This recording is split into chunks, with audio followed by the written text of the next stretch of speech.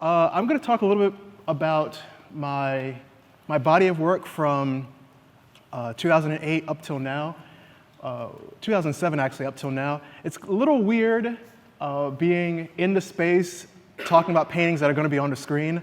So at any point, if something pops up on the screen that's in the space, just turn around and look at the actual paintings. I'm sure they'll do a much better job than the screen here. Okay.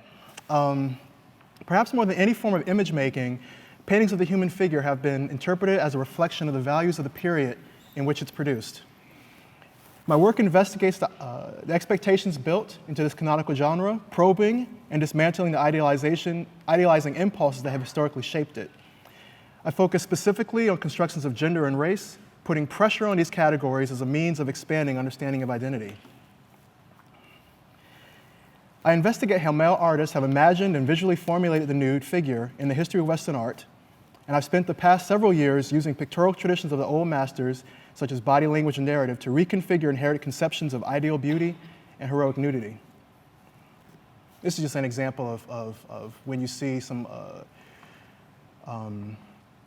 how people in the 1873 and William Adolph in this particular picture utilizing body, narrative, and allegory in order to present the human figure in the nude.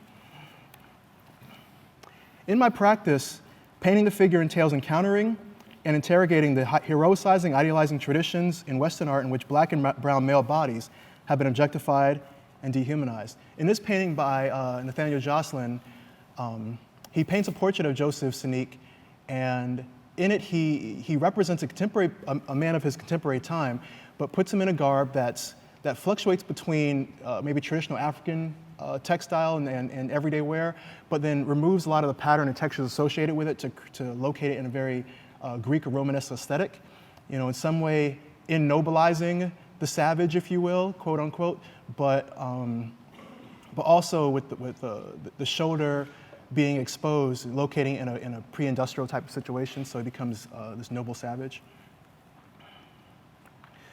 Representing the black male nude by making my body the subject of monumental canvases that play on effects of distortion and masculine prowess, I remake what the nude does, and how it produces meaning. Today I'll be discussing my recent project, Significant Other, which is around us, half of it's around us, my previous projects, and works by artists that have informed it. This work is from my series Imperfect Colossi. This is Gap, and this is my body. And I'll be talking about that more in a few minutes. In the 1960s and 70s, marginalized artists presented the world with portraits of themselves and their contemporaries that were confident, iconic, and complex. Barclay Hendricks, that's his work here, brilliantly endowed, was one of the first paintings in the lexicon of fine art in which a man of color presented himself nude. Works like these challenged museum goers, curators, and collectors and critics to consider institutional representations of race, gender, and power housed within, and opened up avenues for current artists to pursue. In the 80s, artists like Mapplethorpe, a lot of scholarship around the black body actually goes back to Mapplethorpe, still contemporarily. He did some very interesting things with the black body. He presented it in ways that resexualized it and encouraged typical reads of the well-endowed and sexually potent black male, very virile, but also complicated and challenged a lot of those reads by bringing the black male body into a queer space, a more feminine space, a vulnerable space, just challenging the easy reads of the hypermasculine black male, of aggression, dominance, and power. So it's a real beautiful conflation of contradictory representations that he explored. I'm part of a generation of artists picking up this mantle who locate ourselves as artists, models, and subject. Artists here such as Jenny Saville in her painting Reverse, Faham Baku, who's out of Atlanta. This is his painting Warner Brother. If you see police, let me know too. And Rashi Johnson's self-portrait in homage to Barclay Hendricks. This is one of his Johnson's photographs. He's since moved on to doing a lot more sculptural work. If you get a chance, he's part of, him and Barclay Hendricks are part of a show called 30 Americans that's still traveling. I think it's in Nashville now. It's been traveling since 2010.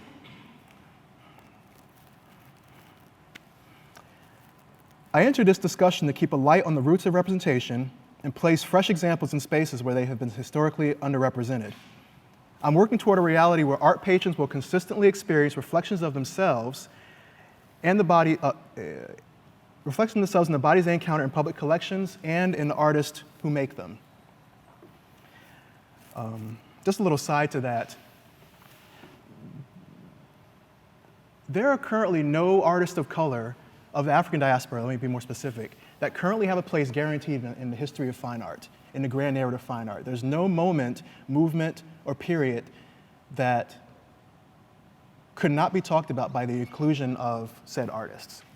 Even artists like Basquiat, their place still isn't guaranteed. It's very curious that some art historians have recently actually worked to remove persons like Francis Bacon from the canon, because he doesn't easily fit in to what was happening at the time with his contemporaries. Now, I'm happy for us and his sake that he recently sold a painting that broke the bank for a painting ever being, or work of art ever being sold, so maybe that cements him in an uncontestable system of value. But that happens all frequently, and it's still too close to have those types of narratives guaranteed in the history of fine art. Oh, sorry. In Perfect Colossi, my first large-scale series of painting put my unidealized body in conversation with the idealized male form to present a masculine ideal as a work in progress in a constant state of negotiation. Reflections on my father's death influenced this project. In the wake of his death, I assumed an intractable facade of strength in order to protect myself from emotional vulnerability and maintain this illusion for others. Later, I became curious about the source of those behaviors and art's role in representing and culturing such traits. Works in the series, such as Protuberance here, and all these works you're going to see until we get to Significant Other, are approximately 7 feet tall by 5 feet wide. So the monumentality of them is very important. Protuberance here portrays a bulky male figure pulling and tugging at his loose flesh that flaps over and bunches up, the antithesis of the hard body heroes of old master imagery. Like the clay studies from which classical sculptures were derived, I visualized an effort to reshape myself and propose the possibility of a new ideal, one situated more as a work in progress than an achievable end. Cropping the nude to focus on the torso, often cutting the head out of view and taking an awkward vantage point on the body under harsh lighting conditions, the paintings puncture the notion that a man should stand as a tower of unwavering strength. During this period, I was being much more gestural and brushy. I was very interested in the body of the landscape and the surface of the canvas being very present as flat, and this fluctuation between abstraction and representation became very interesting to me. It was during this series that I began understanding the representation of an ideal of self or masculine and feminine qualities within oneself was very difficult, maybe even problematic to represent using one body. And so this is where the inclusion of a second figure, a female figure, came in as an individual body, but also to start beginning representing two halves of self, the masculine and feminine within my own self. It was also during this series, and these next three paintings will illustrate that it wasn't just about this physical effort to change and shift and mold myself that you saw in the earlier paintings, but there was also this collapsing, this metaphorical death that occurred. During this time, I really felt and still feel that there are two real instigators of change. I mean, there's many forms of change. Change takes many shapes, but two consistent ones is either literal or metaphorical death, in examples of John F. Kennedy or Martin Luther King Jr. that instigate serious momentum in legislation and in social directions, or the breaking up of power paradigms.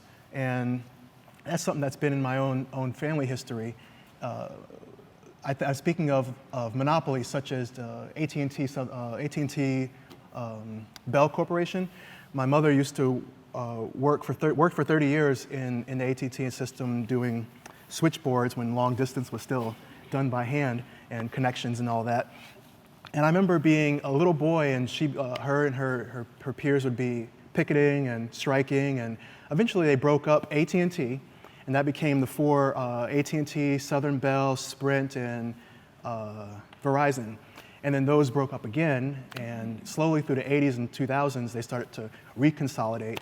But that type of relocation of power, which becomes important later in Significant Other, created room for new conversations, new dialogues around, in that case, maybe technology and communication, instigating us to move maybe faster toward these types of things than we might have if there wasn't that type of competition.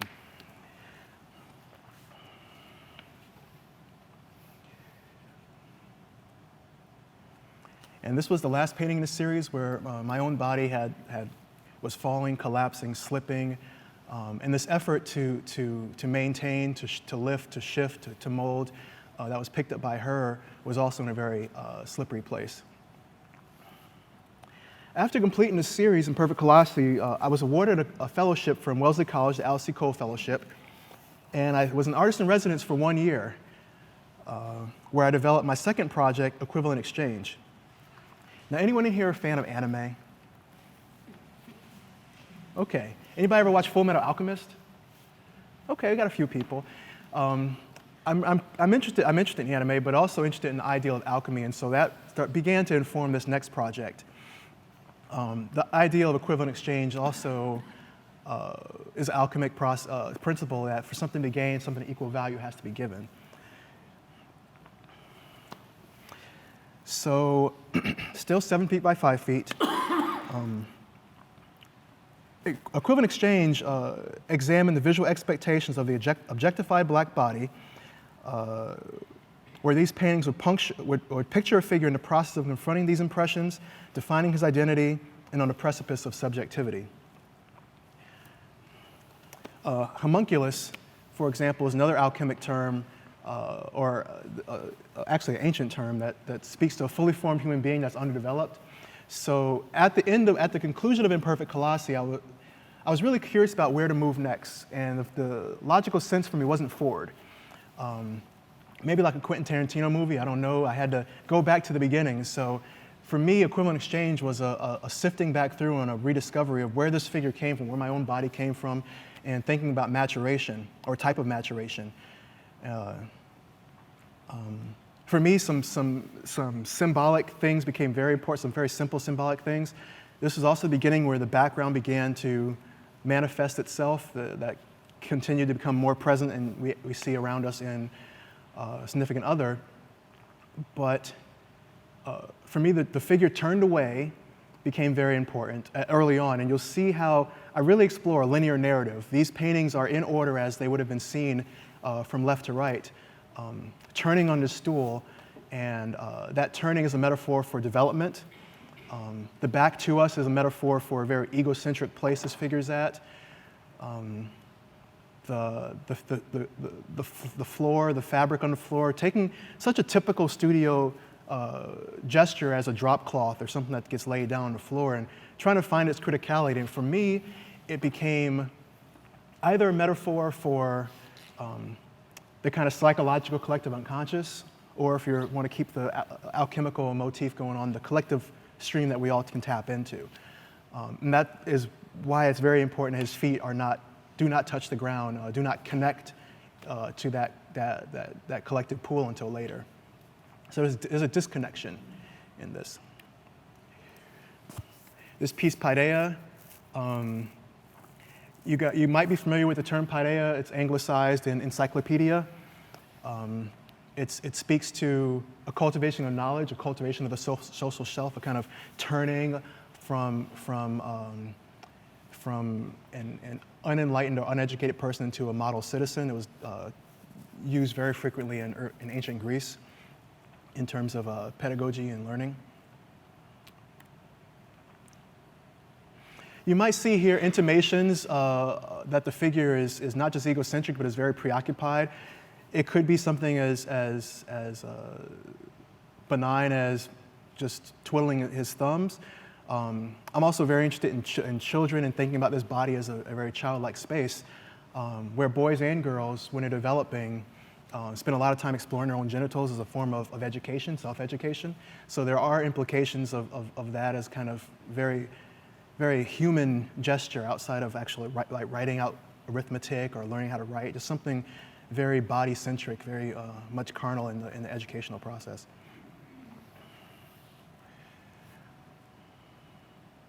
I love feet. I do love feet. I don't have it here. I have a whole series just about feet. It's called Oedipus. It's on the website. Yeah, so whenever I get a chance to draw extremities, when I'm teaching, I call these for the students the money makers. I say that jokingly because in portraiture, things like hands, extra things like hands, feet, dogs, other accoutrements cost more money. You know, that's sometimes you'll see Napoleon with his hand in his jacket. Maybe he was a little cheap that time, you know? He didn't want to get those extra digits paid for or painted. So sometimes you'll see people with their hands tucked behind them, so I call them the money makers. Things that are sometimes difficult to work with, difficult to draw, paint, but are highly important, and when they're done well, you don't think about them, like ears, genitals, toes, fingers, things like that.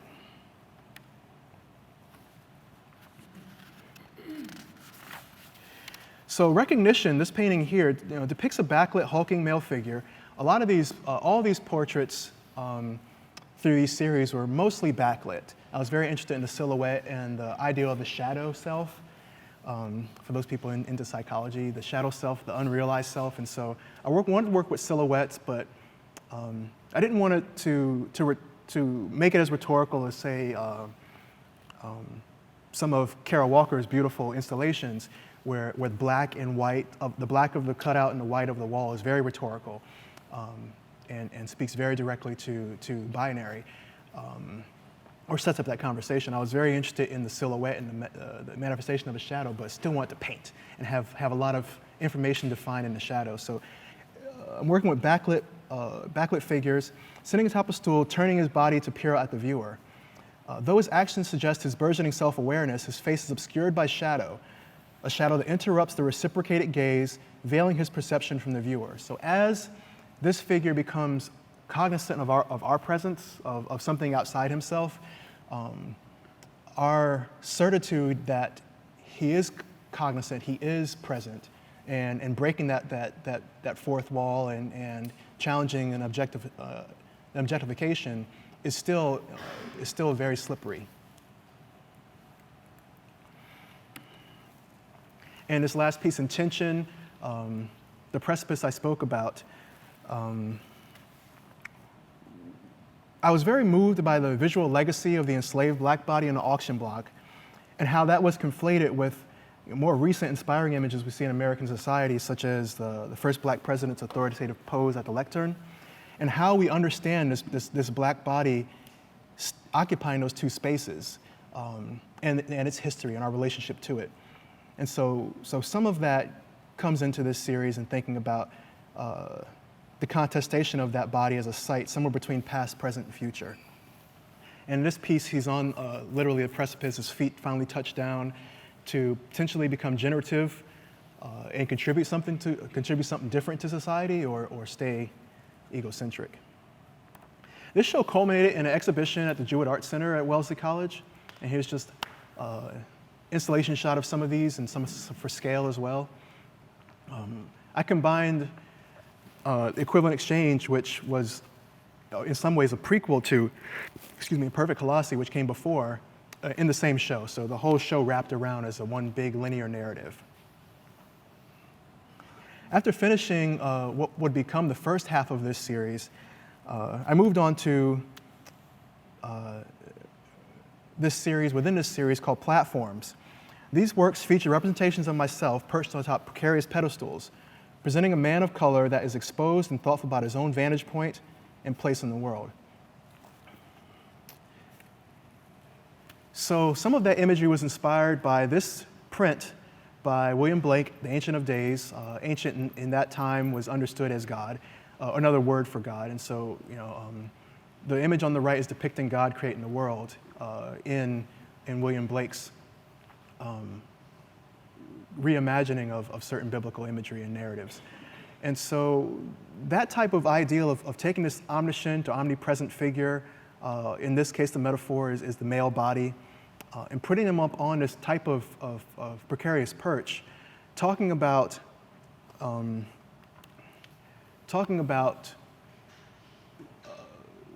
vantage point and how stable and unstable when one either chooses to put themselves upon this metaphor or is placed upon this metaphor, how I guess precarious is the best word, that this type of position can be. And so I explored that through several different poses, several different iterations, also the figures turning around and moving. A lot of the colors are also inspired by my domestic space. I pulled from a lot of colors that were just inhabiting my own house and bedroom and living room and bathroom. And so some of those types of, I guess, Martha Stewart-like colors came out in this series. Scale of These are, basically they're that turned vertical. Yeah, that's so about 42 by 96.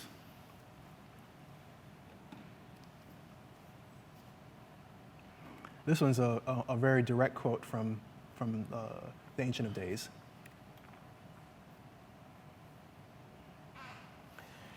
Okay, so that brings us to significant other. And this work is around the corner in real life. This recent project is the conceptual sequel to Imperfect Colossi. It represents a shift in my practice as the female figure becomes the predominant agent of content. The series features a female and male figure locked in physical dialogue, hefting weight and relocating the perception of ruined and objectified bodies that recall and carry on complex legacies of suffering and struggle. This was the first time in a long time I used people who were not myself, or in the earlier work, the other female figure that came in is my wife. So this was me behind the camera more specifically, and it became this conversation between the three of us in building this narrative, this collaboration.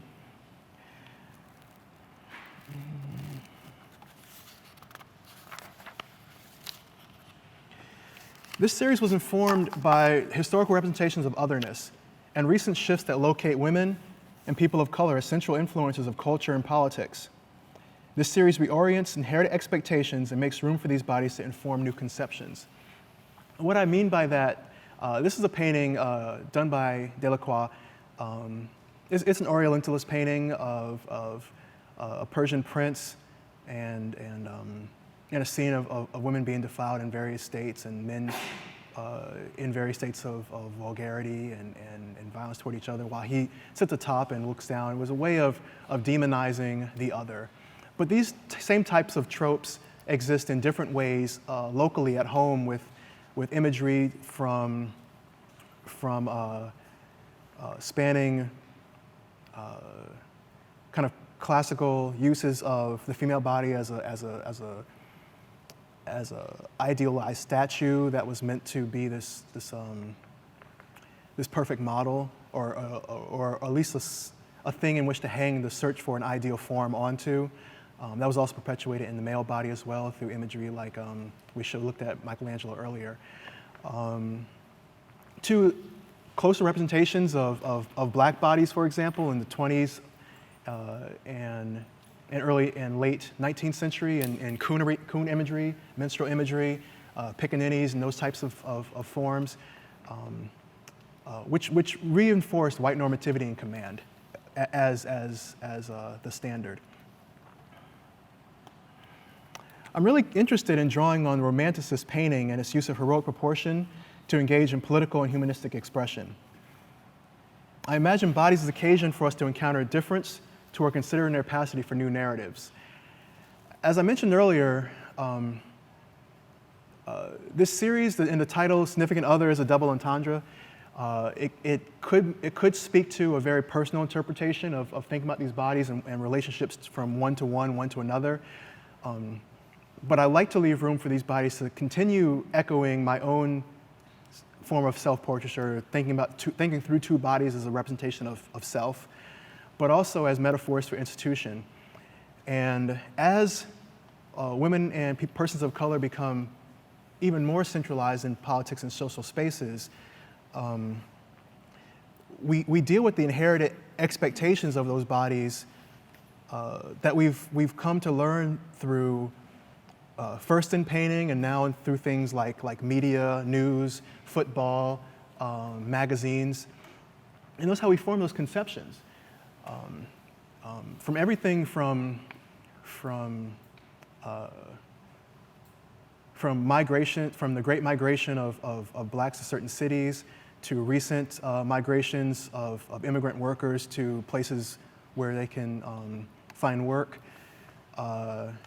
to the phenomenon of sundown towns, which was for those who don't know, the active expulsion or denial of undesirable persons settling in towns and neighborhoods, trying to keep things very homogeneous, even to the threat of death.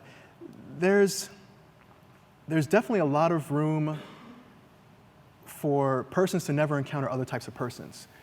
And we understand and learn a lot through sanctioned forms of looking. Something I want to feature through this series in particular, or at least underline, and actually this collection here is very penis light. There's a penis over there. There's a few more paintings you'll see in this body of work where there's more penis present. My emphasis is not to feature it, but as an example,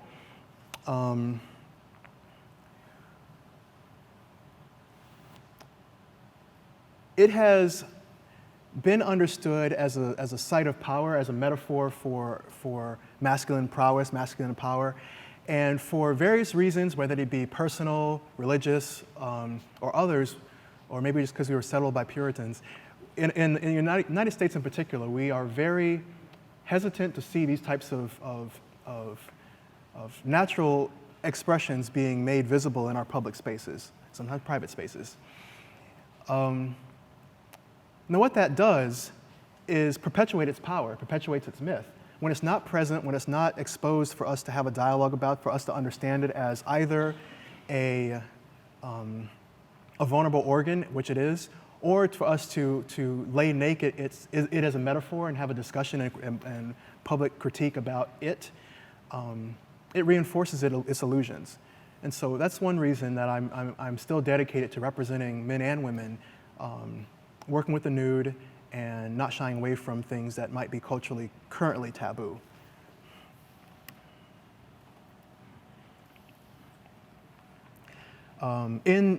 Picking up from Imperfect Colossi, the ideal of collapse and death is still very present.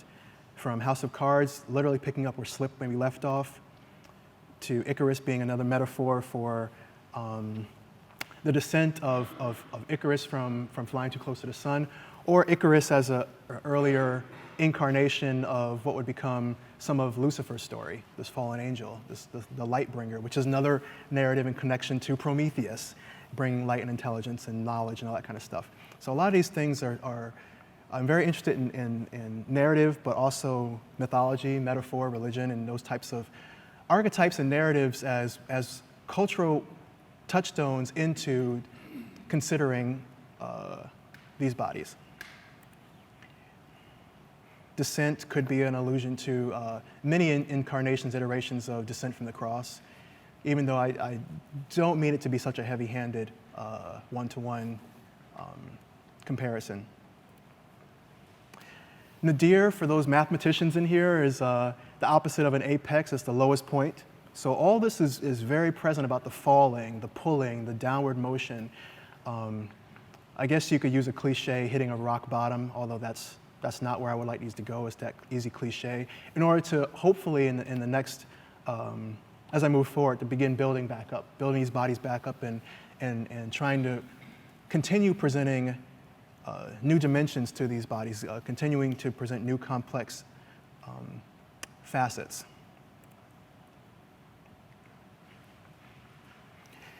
This piece, Case, and the next piece I want to speak about, which is Aureola, these pieces are not here. A lot of the pieces in the first half of the series are not here. Aureola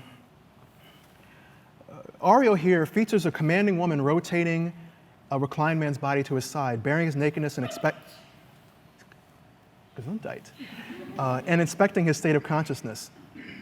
For me, constructing moments where traditionally masculine strengths, such as dominance, and traditionally feminine strengths, such as care and empathy, are conflated in the woman's actions, while the man's body and signifier of power, as I mentioned, the penis, is vulnerable to public critique. The paintings witness the woman as an active authority and the man relieved from macho performance. Masculinity is a performance, and it's ongoing. You see it when rappers grab their crotch. You see it when men and women look at each other for too long, and you have that moment of what you're looking at. You know, that kind of confrontation when someone is going to turn their head and be submissive. You see it echoed all the time. Its place is never guaranteed. It's always needing to be reinforced through body language, through gesture, through the clothes we wear. And so for me, hopefully putting it on display, manifested visually in the abnegation of this male body's power, the relinquishing of self, the penis being visible, is a way of maybe putting that down. I guess something that Lauryn Hill, I don't know if you have any Lauryn Hill fans in here, in her album, her Unplugged album, which was years ago, but still great, she had a line in there when she was talking to audience about body image in some way, like if we all walked around and let's say we had beer bellies, right, for example, and our solution to our feelings about that beer belly were to cover it up with a t-shirt. Well, now we have some illusion that we don't have one anymore and that other people can't see ours. But that puts us in a very tenuous place. What happens if we take off that shirt and we walk around and like, oh, hey, you got one too? Oh, me too. And now we can have a conversation about it. Now it's not so awkward. Now we're not maybe so afraid of being exposed. That's some of the underpinnings of what I'm interested in doing with his body in particular. I want to take a second to talk about the space, as I alluded to earlier, became more important in these works. For me, a lot of this kind of social activism, if you will, or reimagining of the body, or place for new thoughts to be discussed and dialogued about, took place and still takes place in places like this with people like us in institutions of learning. And so the scene, it was very particular for me to pick an institution of learning to enact this dialogue between the three of us, myself included, in this kind of documenting of these activities. And so the chalkboard you might see becoming more and less present, a lot of allusions to the institution. The color palette in a lot of this work is consciously located in some of the visual trappings of the 60s and 70s. His afro, which was a very popular style back then. It still is today. I wish I could rock it, but I can't. And some of those are very conscious choices to kind of start setting us up aesthetically in a type of time period, type of discourse.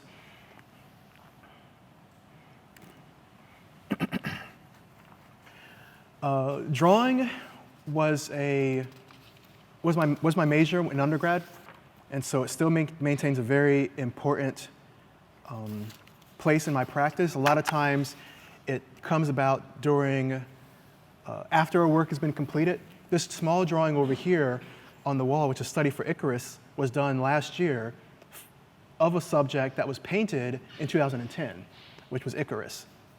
And so it's another way for me to think through the process and not necessarily just focus on drawing as a preparatory act. Had a great question earlier about the kind of pentimenti, the changes, the history that starts happening in some of these recent drawings, the shifting of positions. I think that's revealing itself to me to be a potential new direction. I'm very interested in these bodies speaking about two halves of self and have been slowly finding more and more routes and ways of collapsing these bodies into each other. And I'll talk about that more when I get toward the end. But this drawing and seeing these bodies intertwine and the line work and the value flux between states and not be so easily just two bodies has become something that's been raising up and making me ask more questions.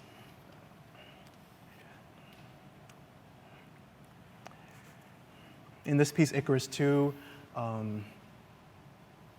think what this one really does, which Icarus does too, is really make light the subject. Light was something that became very important, especially because earlier works were silhouetted. I got kind of tired of actually working the shadows. I love the shadows, but you need a break every now and then. And so I wanted to turn the light up and make it present and make it a subject. And so here the light becomes really a predominant factor. It's content in terms of light, and its connection to understanding painting, people like Monet who are interested in light, even to photographers today that are interested in light. A lot of what painters and photographers and video artists do is photographic. It's made graphic by light, by photo. But it also had a subtext, a secondary kind of subjectivity for me, in that it really democratized the flesh. These figures, in several instances, have been interpreted as Caucasian. And people have come up to me and asked me, when did I start painting white people? And I find that very curious and very interesting, and even when there's an afro and things like that, when there's certain signifiers or a lack of certain signifiers, sometimes the default can be, in American culture in particular, Caucasian. And so that became kind of interesting to me, this kind of how we read race. And while gender is at the forefront of what I'm mostly interested in, I am a person of color. It is important to me, and I think it's important to the American project. And I think having these moments where we're confronted with imagery that, even if we realize it or not, we're asking ourselves questions to ourselves about how we construct meaning and value around what we're seeing, can be an important space, even if it's a complete internal monologue. But it's even better when it's externalized. So I'd love to hear questions later. Night Watch is another example where I'm interested in nodding to history. While Night Watch is a title of a very famous painting by Rembrandt, which is right here. Yeah, cool. I actually wanted this to have more allusions to Judith and Holofernes. If you're familiar with that work, it's been done by many people, from Caravaggio to others. And it's really become a symbol for a lot of feminist expression, a kind of rallying image for a woman who was treated very poorly by Holofernes, was a Jewish prince, and a king, sorry. And she and her maiden conspired to kill him, and took it upon themselves to free themselves of certain type of incarceration and treatment, and chopped his head off. And so while here I'm not going to that complete end state of his head being actually bifurcated, I do want the hand to come in and function as that very potentially violent gesture. So this painting doesn't just talk about dominance and care and empathy, but maybe there's an allusion to or a hint at something nefarious afoot, a danger off screen or off format, a dragging to safety or to hide the body. I mean, that type of divergent narrative is very, very important in these works. It's not my intention to beat people over the head with think like I think, but to create a situation where there's several different types of interpretations that lead to conversations that hopefully I've considered some of them. And these paintings, this one was 2010, Labor 1, Labor 2, which is 2 and 3, which are behind us. 3 was done in 2012, and 2 was done this year. Of course, out of order. I'm really interested in these alluding to Hercules' labors, for example, but also, and this is maybe something that's going to take me into the next body of work, is think about labor and midwifery and the kind of feminine and masculine spaces and labor and political conversations and narratives around birth and bodies, women's bodies. And as these figures have, or as he has been visualized as collapsing or metaphorically dying, I'm really interested and curious about moving toward a direction now of rebirth, or thinking about these kind of gestating or holding spaces for rebirth. I can articulate some more of that later, but yeah, labor and is again maybe a double entendre. This work was also just completed this year. It's actually in a show in New York currently, where I've revisited all three of these moves, these labors, and wanted to compress them into one space and rethink about the gesture, the body, the push and the pull, whether it's my push and pull of building up and losing certain information, or the push and pull literally of the dragging and then the push to sit him up and this kind of back and forth when it maybe cancels out. So again, some of what I was mentioning earlier about thinking about these bodies and how they might become one again in new ways, or how I might rethink about portraiture in general, is somewhere where I think this might be pointing me to. I don't have those answers yet, but I'm really curious.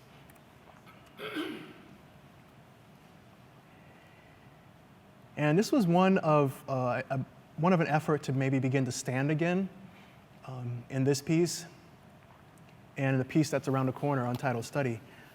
Actually, they're both around the corner. And here's another example of these bodies in flux, these bodies existing in a different type of state. I'm also curious in terms of my own narratives and pulling from humanistic stories, whether they be steeped in Judeo-Christian religion or other types of narratives that have been perpetuated in Western art. I see some things creeping in that point to maybe dualism or flux that we see in early Egyptian iconography of deities, or even Hindu gods. Don't know where that's going to go yet, but it's in there. It's in my mind, jumping around. As all my work proposes, the visual and material constructions of identity and culture are ongoing performances that warrant debate and scholarship from established and divergent sources. For me, it's encouraging to see similar efforts that I'm doing here with the body in other media, such as Steve McQueen's film 12 Years a Slave. I hope all you guys got a chance to see this story of an American hero. As men of color, McQueen and I are working within visual media to present grand stories steeped in Western history, reframing and representing a narrative that contests embedded assumptions about gendered and racial identity.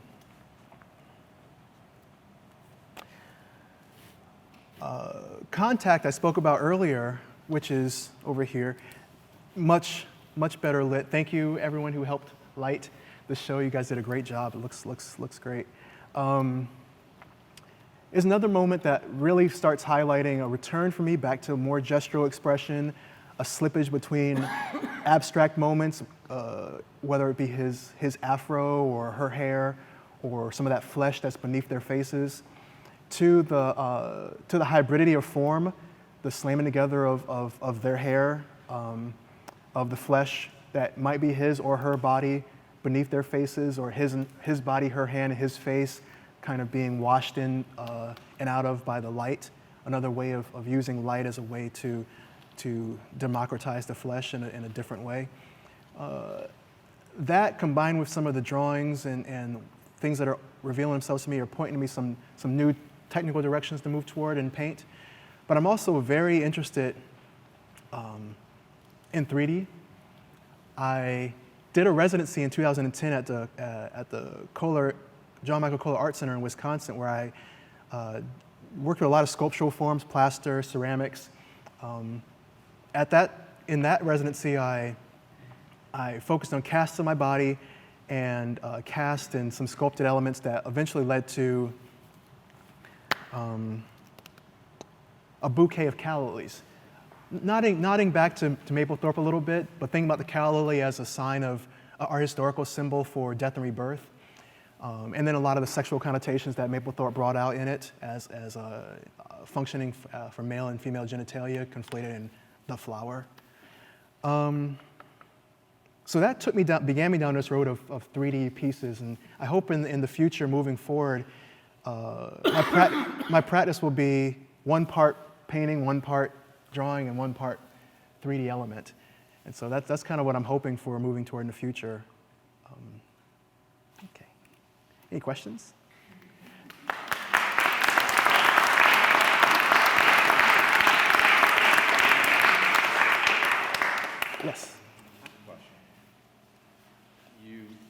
believe you said that we're confronted with these narratives, confronted with these figures engaged in sort of acting out these narratives. Mm-hmm. At no point in any of your work are we confronted by the gaze of the subject. Right. They're always within the frame and within the narrative, Mm-hmm. and yet at no point do we. Are you acknowledged? Or is our presence Yeah. acknowledged, or are we confronted? Mm-hmm. Which is another way of creating that kind of sense of confrontation. Yeah. So, could you talk a little bit about what you're hoping, what kind of relationship you're trying to sort of inculcate in the viewer? Mm-hmm. Does this allow us to say, maybe perhaps linger a little longer, not be put off, not be confronted or challenged by the subject looking at us and saying, I'm here. Yeah. You're here. You're in my space now. Yeah. What are some of the dynamics that are at work there? There are several elements that are pushing and pulling. Something I really enjoy and that takes me to this type of scale to start answering your question is this type of scale is historically understood as a very masculine gesture. There's been this kind of chest beating from Rembrandt till today, to Pollock to artists today, and everything in between, of scale being a very masculine space. And so there's a little bit of to use a maybe rocky term, a boxing term, like a rope-a-dope a little bit, to present something that seems like it's like one thing. Hey, I'm going to see these big heroic paintings, and okay, yeah, that's cool, maybe. And hopefully revealing something a little bit different once the content within the frame is considered more. So that begins some of that. The lack of confrontation, I think, can provide a space for longer linger. But there's a lot of discourse and dialogue about the gaze. And he, in this series, has very little agency. So I'll leave it at that. You know, it's not about his agency in this particular this series. It's about his body and how we understand it, but definitely about her agency, her activism, her subjectivity, her in a mode of action, and where her body is present, her actions are validated without us needing to give them validation. In her actions, she's doing what she's doing, and there's been a lot of dialogue about what's more subjective when our gaze is confronted, and I think there's a lot of room that does create a different tension between our gaze, or the understood historically masculine gaze, upon the female body, but also there's a lot of scholarship around a person at work, a person at action that doesn't even have time for our gaze. I'm making it very, very, very plain. I mean, there's better ways of saying it, but is in the midst of doing something, and it's not about us. We are witness to an action. We witness to a body and presence, but it's not their value is not going to be defined by our acknowledgement or us acknowledging them. So there's some of that back and forth that I'm interested in. Mm-hmm. Yes and yes. Okay. I'm not teacher at all, but I kind of have a question involving how you use the paint on the canvas. Mm-hmm. A critique of some sketches of mine from a previous drawing class was that using dripping, that's kind of flattens the image. Yep. And I see that in some of your paintings. Why are you choosing to kind of bridge the gap between the three-dimensionality of the figures and the 2D surface of the paint using those kind of techniques? Oh, thank you. Thank you for opening up that door so I could talk about some paint. There are several different modes. I mean, as a man of color, a heterosexual man of color, I occupy many different hats. I'm a man, and so I inherit a lot of history there. I'm a black man, which is a different position of privilege and different position of privilege and lack or having power in certain spaces. Heterosexual, which is a different type of understanding, different type of space, different type of privilege. And that same type of complexity I'm really curious about in the practice. I'm not just interested in talking about figurative matters or just the body. I'm a painter, and I love talking about paint and painting and its history. And so I mentioned, did I mention Monet earlier? Okay, so I mentioned Monet earlier and light. And part of what I do in the construction of these works, just as I'm trying to reveal certain things that I'm thinking about of the body, I'm always trying to reveal certain ideologies I have around paint and the construction of imagery. And a lot of us, especially in our generation, are using secondary sources, computers, photography, video, things like that, as source material to arrive at paintings, analog kind of paintings. And I like to reveal that process in my hand. The process of us having this performative act of the three of us in this space, being present, moving around to start creating this type of dynamic, that being documented by a camera that sees differently than I do. It's monoscopic, it's unocular, it's a cyclops. And how it sees and interprets, then when it uploads, or when I upload it to the computer, how that technology sees and understands light and color and space. And then when either I project it, print it, or look at it on this screen right here, how I then reinterpret that type of filtration, that type of digital mediation. And how my hand then also is another form of mediation from my eyes and brain to the surface. So making that visible, whether it be in the types of digitization you might see in some of the backgrounds or some of the flesh, to the abstract gestural mark, to the tight rendered mark, to the areas that just splinter off into abstraction, to the areas that seem very much about a form. All that's very of interest to me. And tying it back to Monet and thinking about light, and the haystacks were an excuse to explore light and paint and how to form images and how to challenge viewing distance and experience. I still love going up in front of some of those Pissarros, Seurat's, Monets, and just splinters to abstraction. But then you go do the same thing to Rembrandt, and you get right up there on some of those foreheads, and it's like, oh, he was foreshadowing 20th century abstract expressionism, So. Anyone behind me? You got somebody over here. Oh, yeah, sorry, yes. So yesterday when we were talking, I asked you a little bit about your process and how it all comes to be, and you were telling me a little bit about this whole process of actually sharing space with these two other subjects and making it. But you also talked a little bit about the time that it took you to complete this series, and I was wondering through that physical action of actually making these, and you mentioned you work on some of these two at a time. Two at a time, yeah. How did that change your concept? How did that really shape those ideas? You mentioned how that particular painting is lit and painted differently than that one over there, but a different palette from warmer to cooler. And how did all that just kind of started carrying on? If that makes any sense. I think so. I think how am I thinking through all of this in paint, through paint? How does the physical action of actually making these things change and shape your concept?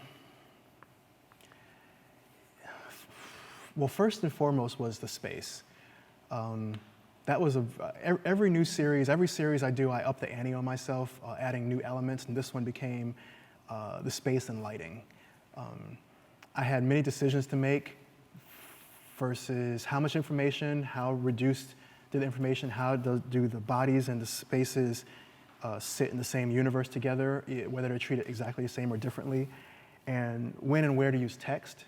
I mean, that was probably a number one thing of being at odds with myself. Do I bring text in? How do I bring in text in? Text is a little taboo. I'm I don't know. I never did it before, and so very unsure about all that. And as I moved through, I found new ways of things I was comfortable with articulating in paint. Every time I came across an image that provided new directions for colors, I had to think about it in context of the whole body of work. And this one, it's still so new. This one was actually wet when I took it to the craters to be shipped here. So it's very fresh. And I still don't know how I feel about it, like color-wise. Like that color up in the upper right isn't like any other color in the entire series. And how it sits with the warms of the flesh and the greens of the hair, and it really makes me uncomfortable because I'm not familiar with that palette yet. So it keeps me on my toes. I'm always looking for things that keep me excited, changes the way I see, and challenges me. Like I got my undergrad in drawing, so I'm very familiar with form and shape and value and things like that. But this painting, this oily stuff, this colorful stuff was new to me. After undergrad, I taught myself, took what I kind of learned in undergrad and then really pushed that, doing a lot of what I saw happening in Painting One today, which is working exemplary from other artists, trying to work in the manner of and the style of. So I did a lot of that, exploring how they worked, why they worked, why were they making the paintings the way they were making them, how to construct surfaces. So even color mixing, I did get maybe the lucky end of the stick where it comes a little more naturally to me. Being a teacher, I see the other side of it when people struggle through how to mix that or how to do that. And for me, I never really had that type of struggle, but I've learned how to empathize, or I guess sympathize with how other people have that struggle. But then I'm always challenging myself to new things. Like these chalkboards, particularly that one. That green to the right behind her is actually closer to maybe chalkboard color. And to mix that became a whole new experience in how to mix that particular type of green. It seemed like it'd be so easy, and it's not. And then I came up with a whole new problem, which is every color in my palette, and I work on a gray surface. So I work on a palette of glass, and the bottom of it was painted like a medium gray, number 5 gray, on the value scale. And so I could really see the colors that are on my palette. And working in this, and this is the first time I worked with so much light. Like I said, I was working in the shadows before, really. Everything on my palette I'd put to the surface, and it'd be dark. It'd be way too dark. So I had to then start building into my own process when I'm mixing to mix things a certain shade lighter than I thought I needed. And after time, I just internalized that. I didn't have to think about it so much. Everything just mix it lighter, and then put it on, and it goes down very close to what I was hoping it would be. So those types of things were just technically really kept me interested and kept me challenged. And subject matter wise, like how much to articulate in the background and the chalkboard. Some things that still come in from the personal. I mean, the double entendre of significant other, while I talk about it, emphasizing the bodies of color and women in political and social spaces, it still comes back very much to the personal. And things like my father's death still echo in the works. Just to be a little more revelatory, when I was 17 is when he died. He went into the hospital for surgery, and went in for 2 surgeries. One was routine, one was a little more risque. The risque one they did first came out fine. The one that was more routine sent him into a coma. And so at 17, 2 weeks later, I had to make the decision to pull the plug. And so while I'm not trying to get that cliche or that sentimental, bringing something like allusions to that plug that you see echoed in a few of these other things are things that are tied to my own narrative that I'm interested in. That's just an example of and how much do I want to articulate that in the painting of the process with some things I was thinking about. Yes? Being a man who's painting about kind of femininity and just kind of like almost kind of liberating the woman a little bit, do you ever get kind of critiques about that? And how do you kind of like face that? Well, first off, I wouldn't step into the trap of saying I'm liberating a woman. Yeah. Yes, I am not doing that. I guess there's certain things I built in to maybe answer that question beforehand. I mean, these I do in very strict senses see as representations of self. And so working off of say, Carl Jungian philosophy, we all have halves of self, masculine and feminine. Femininity is not the domain of women, and masculinity is not the domain of men.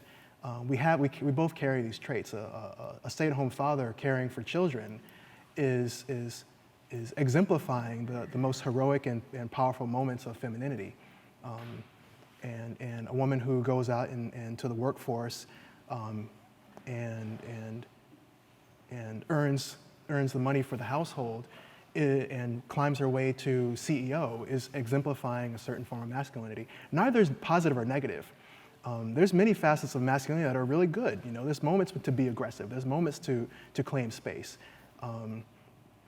Something I mentioned earlier to a question is I'm really interested in the constant effort to find a balance.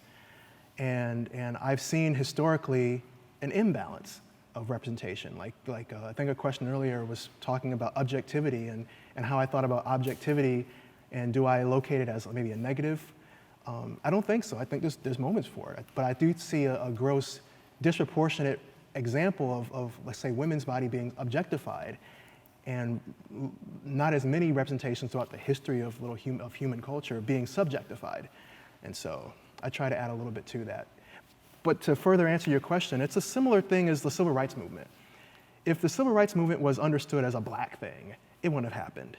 You know, there were many Jews, women, men, homosexuals that were participating in that cultural effort. And when I go give a lecture sometimes, I'll go to a classroom and I'll ask an opening question of who in here believes they're a feminist? And you might see like a few women go like this, and then no men typically, they're like looking around and stuff. And we have certain ideas of what feminist is and what feminism is. I feel I am a feminist, and just as civil rights and other people participating in that effort, I believe if we see it as a domain where only women can talk about these types of things, and it only comes from that side of to use a political term, the aisle, if you will, change is going to be even slower, if at all. I really think it's a conversation where we need everybody invested in the equality of people, which is feminism, right? And I'm really interested in balance.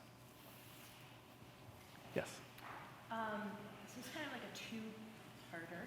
How do you select, I mean in this series because you're not the main subject, how do you select the bodies that you choose to represent, and do you find it at all problematic to select certain bodies for this particular work in which it could be potentially interpreted that instead of her being the one in power, she's being dragged down by the male subject because of her physical nature of her body being not one that maybe like Rubin would have painted or like something of more mass that could actually handle a man of that mass.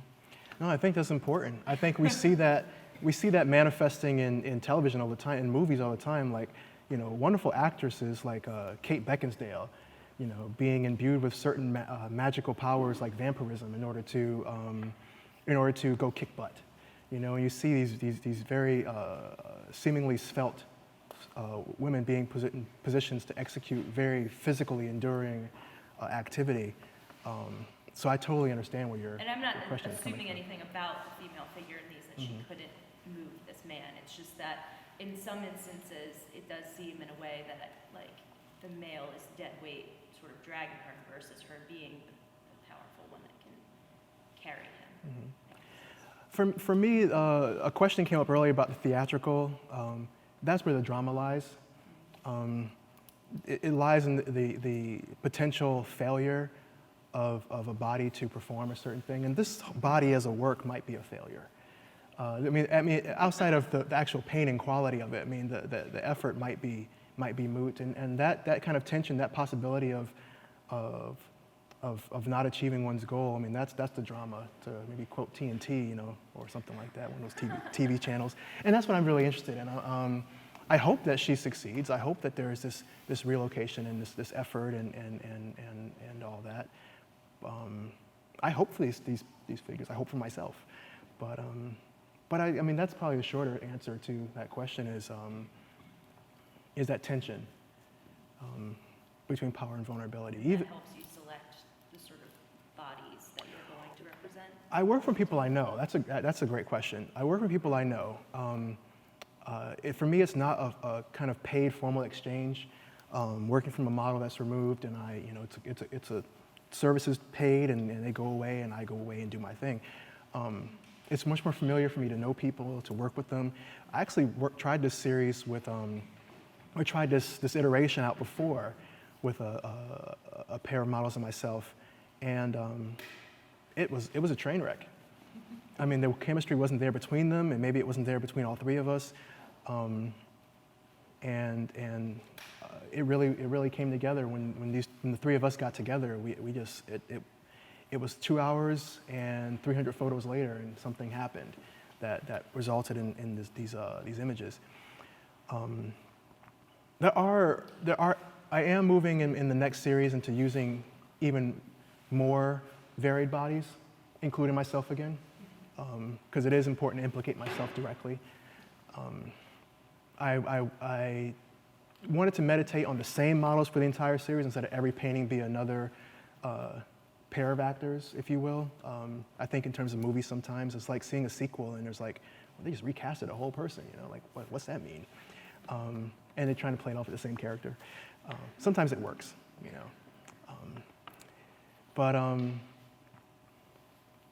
But yeah, so I'm interested in moving forward, looking at different bodies, and I do love Rubens.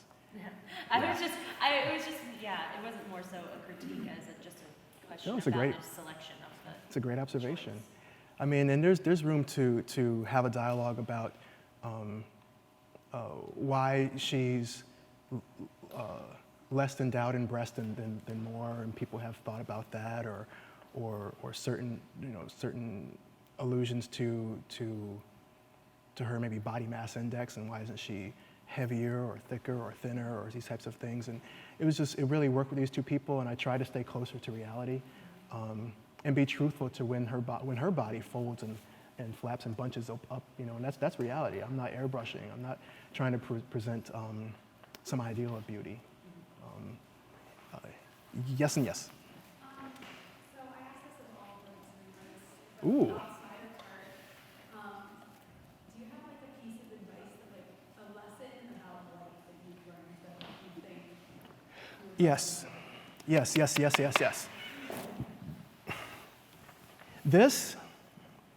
This is time. Talent, or whatever we equate to talent, is maybe Malcolm Gladwell will say it better than me if you go back and read Outliers, or if you read Outliers, that you put a certain amount of hours, you have a certain amount of access to resources, and a certain amount of disagreeableness to put your head down and push through something, whether society says no or not. You will reach a certain state, and that takes time. What can't be taught is being hungry. And I talk about this jokingly. Is that camera off yet? I talk about this jokingly, I'll be careful what I say, with my students about what they make as the things they make, the drawings, the paintings, the sculptures. I mean, my students, I teach painting, but though we're very interdisciplinary at Illinois. So I wind up moving across a lot of different media when talking to my students. Whatever they create, and I say it like this jokingly so it sticks in their head, but I don't really mean to be,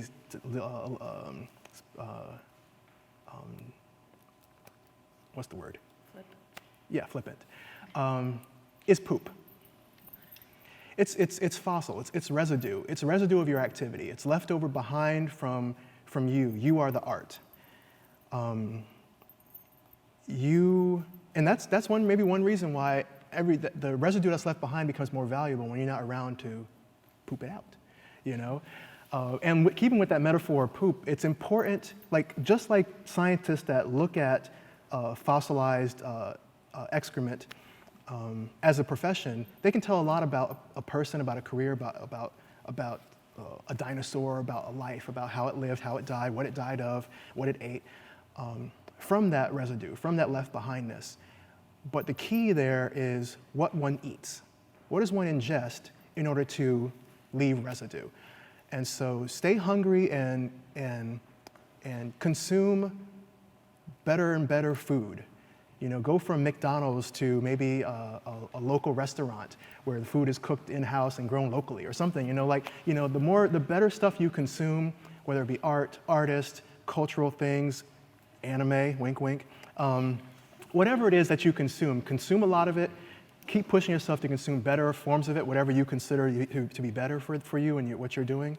And that hopefully will feed back in and result in a higher quality of feces that one day we will all look at and scrutinize and enjoy and celebrate, and hundreds of years we'll be still trying to figure out, was that filet mignon or hamburger helper or something, you know?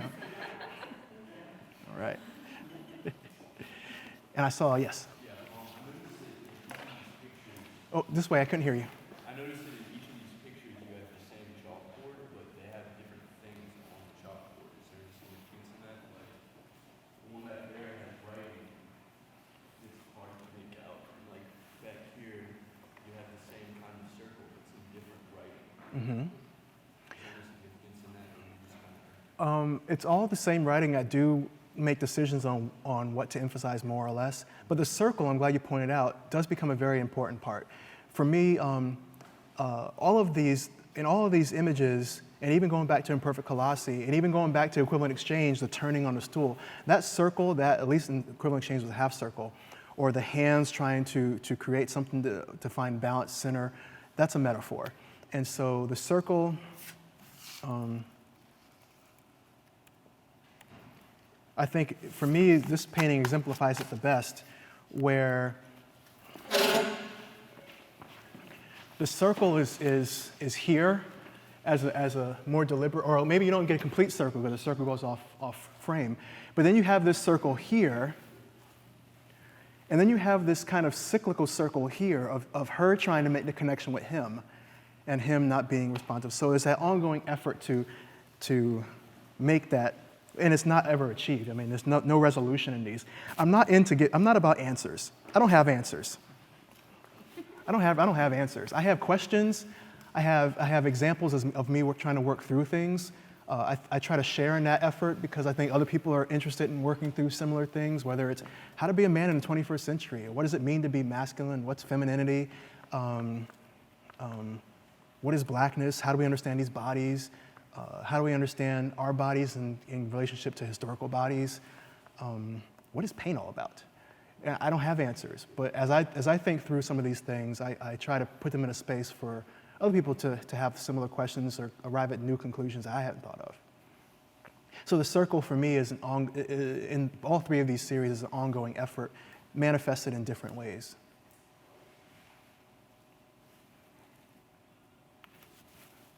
That's the eyes. Were your eyes bright with a question?